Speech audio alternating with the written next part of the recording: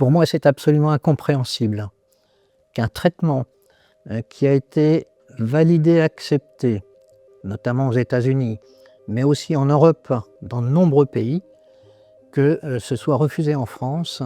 Bien qu'ils puissent donner accès à ces traitements qui sont indispensables pour garder une qualité de vie quand même sur la durée, en vieillissant.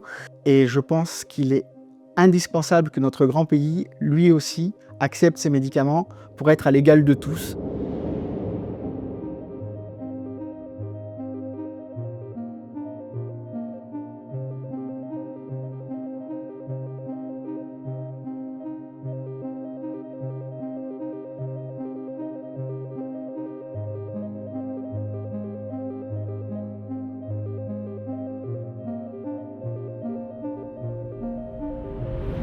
Alors je suis Gilles, j'ai 63 ans, je suis marié et père de 2 enfants.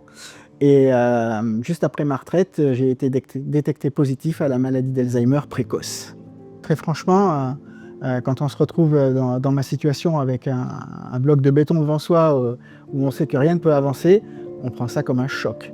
Et puis une colère. Pourquoi on soigne les gens qui ont le cancer ou toute autre maladie pendant toute leur vie, et quand on arrive avec une maladie, on va dire nouvelle, terrible, dégénérative, contre laquelle on peut soi-disant rien, et que d'un coup, un médicament arrive qui est administré dans d'autres pays. Certes, il n'est pas parfait, il y a des risques, comme je vous l'ai dit, j'accepte de prendre ces risques. Voilà, quand on a l'opportunité de le faire, eh bien, on dit oui. Voilà. Ça, c'est du pur bon sens, et je pense que n'importe qui à ma place ferait la même chose.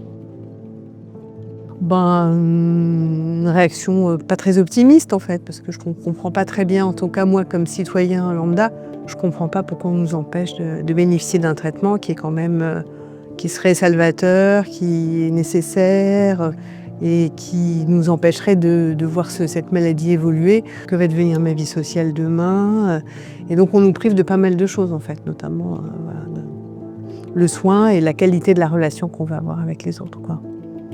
En tout cas, la population française vieillit aussi, et donc il y aura, j'imagine, davantage de cas qui vont se présenter. C'est dommage de dire on traite certaines maladies, on est d'accord pour traiter pour les cancers notamment, des traitements coûteux, et pourquoi pas pour celle-ci, quoi. C'est un peu incompréhensible en fait. Les malades en ont besoin, et les aidants dont je fais partie apprécieraient énormément que tout ce qui est possible de faire soit fait.